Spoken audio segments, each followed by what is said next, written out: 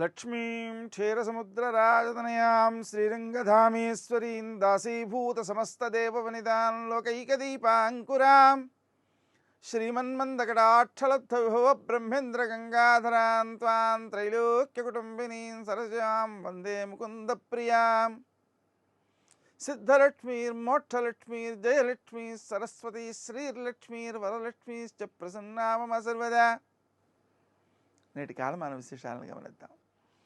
స్వస్తి శ్రీ చాంద్రమాన నందననామ సంవత్సరం దక్షిణాయనం వర్ష ఋతువు అధిక భాద్రపద మాసం శుక్లపక్షం శుక్రవారం.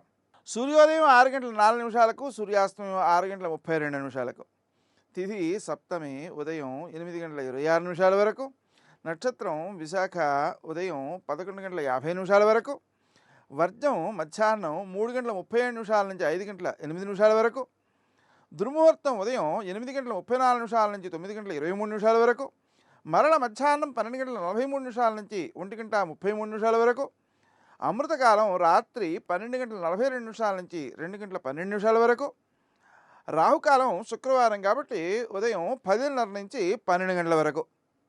నేటి విశేషాలు: దూర్వాష్టమి వ్రతం, అలాగే అనధ్యయనం కాబట్టి చదవకుండా ఉండడం, ధ్యానము, శారీరక వ్యాయామము, ఆసనాలు, వీటి కోసం సమయాన్ని వెచ్చించడం చాలా ఉత్తమ ఫలితాలు అందజేస్తుంది.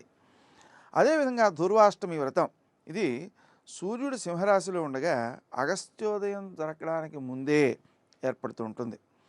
అధిక మాసమైనా సరే పర్వాలేదు, ఈ దూర్వాష్టమి వ్రతం చేయవచ్చు. దీన్ని మళ్ళీ నిజమాసంలో చేయాల్సినటువంటి ఆవశ్యకత లేదు.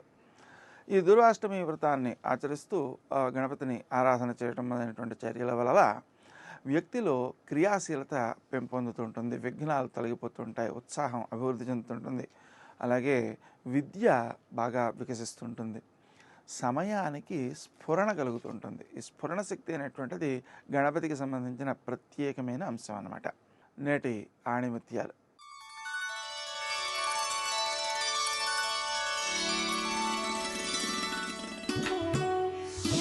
మనిషి ఎప్పుడూ ఒంటరివాడే, అతని ఆలోచనలే అతని నేస్తాలు.